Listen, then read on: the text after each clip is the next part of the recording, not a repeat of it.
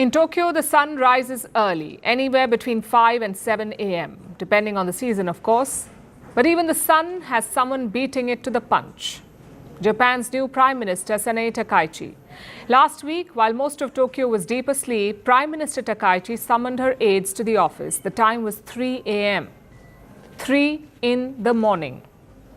The mission was to prepare for a budget committee hearing, one that was scheduled just 6 hours later. And here's the thing, this meeting was not unusual. For Prime Minister Takaichi, this is routine. A lifestyle carved from the old Japanese creed, work, work, work.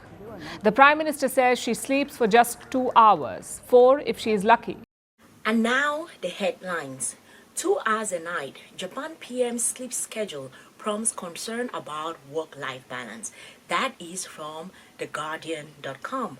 And then let us go to Japan Times. Japan Times says Prime Minister Takaichi says she sleeps only 2 to 4 hours a night. That is from the Japan Times. And then the last one, Japan's leader started a meeting at 3 a.m. Then comes the backlash. That is from the New York Times. And I read through these articles and they were talking about she had like a session in about 6 hours time and she decided to start a meeting at 3 a.m. and how she's been talking about work, work, work and commenting that she knows that she's working a lot. She knows that it's not good for her skin and that is like the work that she has to put in. And I look at this in terms of two very different perspectives. Number one is, the first thing is the expectations when a woman gets into a place of power and how sometimes women really work twice as hard in order to sort of prove themselves compared to their male counterparts, and women who want to be in positions of power will do so much in order to sort of prove themselves and show that they can do any job that they have been given. If you look at her political career, she practically went to the States, worked at, I think it was like the some lady called, I don't know if it was Schroeder, Pat Schroeder. I think she was working there as a fellow, and she's had this long career of seeing many women in powerful positions, and maybe through that she was inspired to sort of have this kind of a work schedule. And when she talks about her political mentor, she talks about Margaret Thatcher, and also how Margaret Thatcher's work-life balance was never there, like she just work. So there is this idea of the theme of when women are put in positions of power, they get to work twice as hard just to prove themselves and that they can do as good as their male counterparts. So the pressure on them is like unfair and higher compared to what is expected from their male counterparts. That is the first thing that I'm going to say. The second thing is, I live in Tokyo and I have seen this excess work culture and the practically non-existence of any work-life balance. In Japan, they have a term for it. They call it Karoshi. And that idea of work till you die, like people practically go through having a session of like night work extensions. Some of them actually in your contract that you are signing to start your job, it is already written there that you are going to have overtime and they are paying you for whatever overtime that you are going to be doing because you do not have a choice. You are going to have to work overtime. And recently, I went to an event. I met one of her. She's also a content creator, but she's been working for several companies. She came to Japan as a MEC scholar, studied, did her master's, did her PhD. And one of the things, they did a video recently, Harriet and I'll probably put like a link to the video somewhere here, where she's sharing her experience about work culture in Japan and sharing how at some point she had to quit because she was like, this is crazy. There is no work-life balance in this place. And the thing is that in Japan, there's a lot of a hierarchical system. So someone, you may have a PhD and you get in a job, and someone has a bachelor's and that person gets into a job.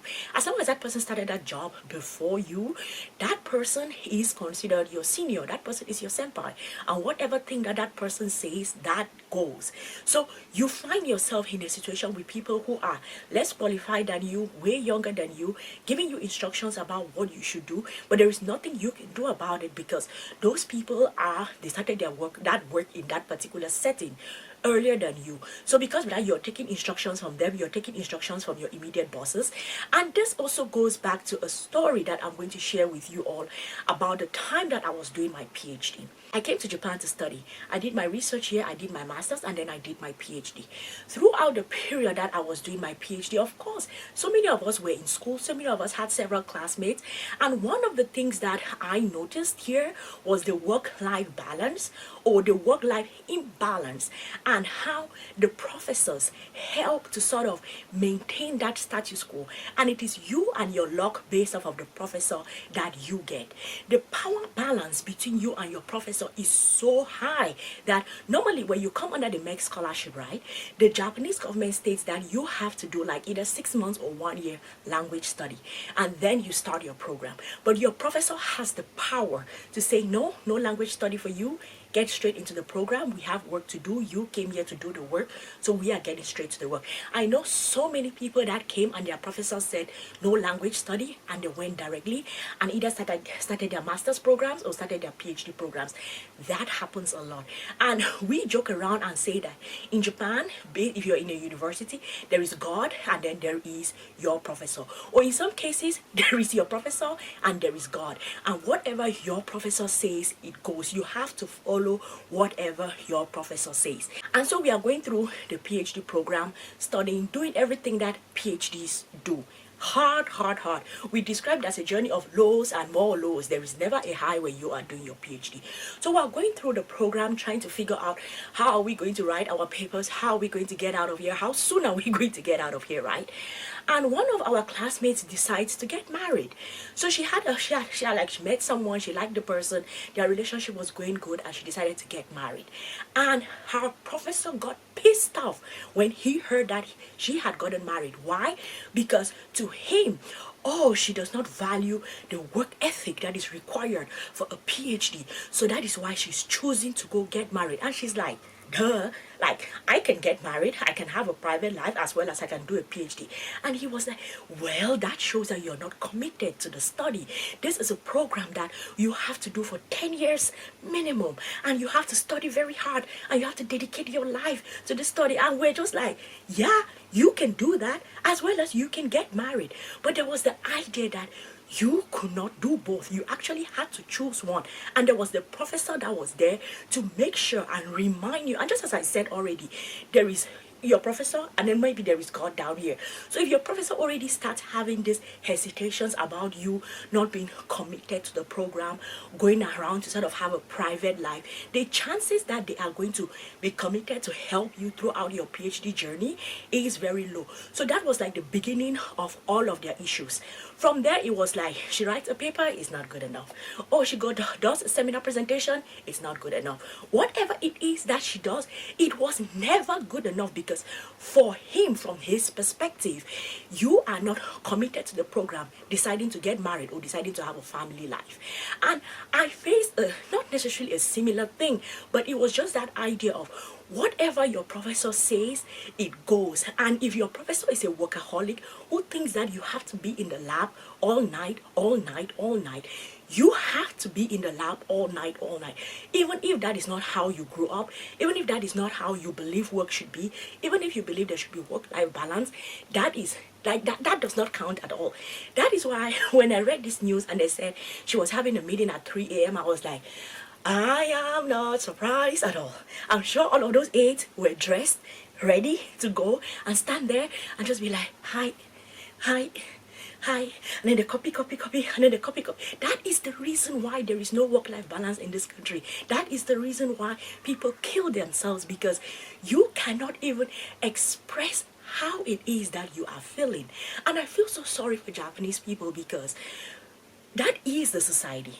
That is how you go through. And they actually have a proverb in Japanese that the nail that tries to get out, it gets hammered back in. So no matter how you're feeling, the concept of caring about the comfort of everyone else, not just your own personal comfort, is so deeply engraved in the culture that if you want to say, I'm tired, I cannot come in at 3 a.m., you cannot.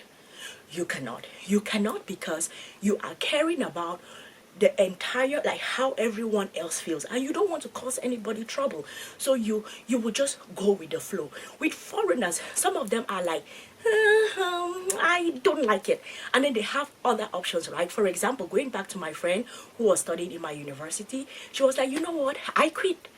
I don't want to do this anymore. She left. She went to a different country with her husband, and she continued her studies there, and she's now a lecturer in that country. You see, so they have options. Like foreigners have options to sort of get out of this kind of a system, but with Japanese people, they don't have a choice, and they cannot speak up. They have to sort of go with the flow of the system and see it right through, and that is why people will get to the point of committing suicide. Because number one, you cannot complain. Number two, you have to think about how others are going to feel. You have to take all of those people's concerns and then just tell yourself, "Ganbatte kudasai, ganbatte kudasai." And that is push through, push through, push through. So you will find a lot of Japanese people just pushing through, pushing through, pushing through. And one of the reasons why this also makes me a little bit mad, which I definitely can understand why Japanese people will be a little bit mad about this type of things, is because you are working this hard, but when you look at the yen compared to other currencies, especially the yen against the dollar, the yen keeps going down.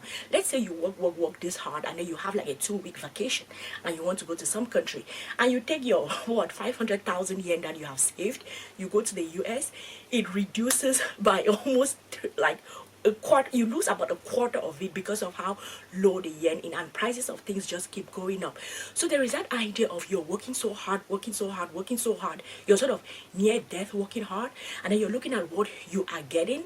You are just like, the math is not mathing. So it is like a system that at some point the Japanese government will have to think about, number one, how they can make the yen get back to like being strong again, increasing salaries for people, providing some kind of subsidies, because this is not it. If people are working this hard, sort of getting to the point of killing themselves in order to work as hard as possible, and then what they are getting out of the system is not something that they can look at it and be like, whew, okay, I worked crazily hard, I worked really hard, but this is this is what I got out of working this hard.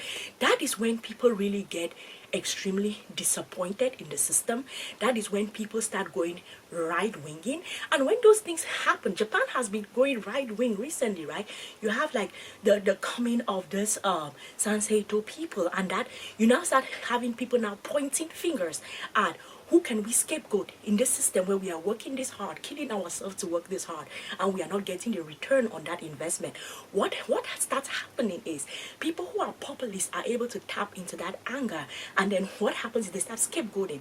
Oh, reduce the number of foreigners. Oh, it is foreigners that are doing this. Oh, it is. And when that happens, and that becomes, you see that no, like the foreign population, of course there are issues. I'm not saying there are no issues, but the thing is the foreign population is so small that the issues that have to be solved are not the issues with the foreigners. The foreigners are not causing the yen to go down and be at the level as it is. Foreigners are not the one causing this karoshi and this work culture that people are working themselves to death. Foreigners are not the people that told Sanae Takaichi to have a meeting at 3 a.m. It is not foreigners who did that. But the idea is that when there is a system where people are working so hard, and what they are getting out of that system is not as much as they are putting in, populist leaders are able to build onto that anger and start scapegoating the other, because when you find it gives you something to fight for.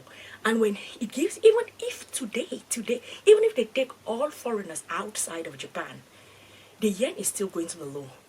That work culture is still going to be there. If she wants to have a meeting at 3 a.m., she's still going to have a meeting at 3 a.m.